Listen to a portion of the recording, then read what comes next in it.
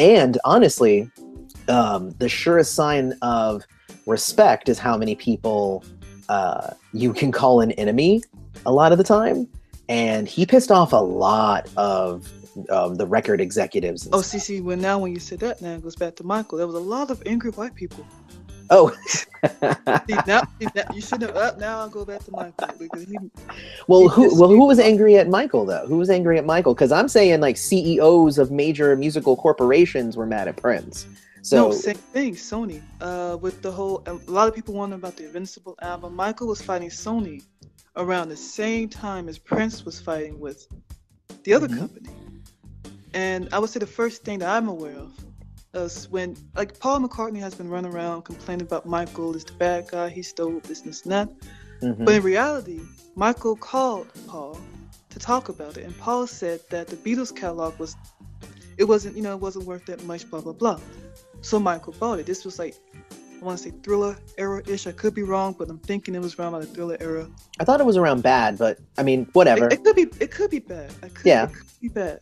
I'm kind of getting confused. I apologize. It's okay. He went ahead and bought the Beatles album, and then along with that, I can't think of this guy's name. They call him the original king of rock and roll, not Elvis. I mean the other guy.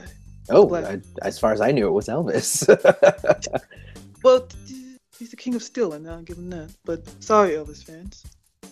But I can't think of his name right now. But he gave the rights back to, I want to say, I can't think of the guy's name. If people in the comment section, if you remember the guy's name, please put them. They call him the original guy of rock and roll, not Elvis, the other guy.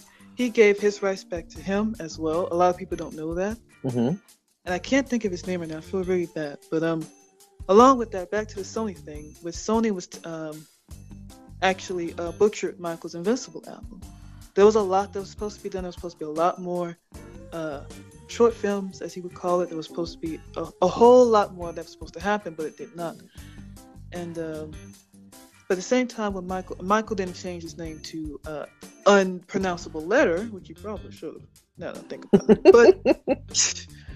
But people try to call Prince crazy for that, but they didn't understand. But I know it's with both of them, not to go off topic, both of them, you can't be someone who is a genius and someone who is innovative and people who are this and that without having a little bit of like difference about you or being a little bit eccentric, because if everyone was the same, it'd be so boring. There would be no artists. There wouldn't be any, and people don't understand that with them both. Especially Oh yeah. So with that, they have to have some quirks about them that you're not gonna get. It only takes you to get it years later. You may get it years later or after they're gone and passed away. It happens.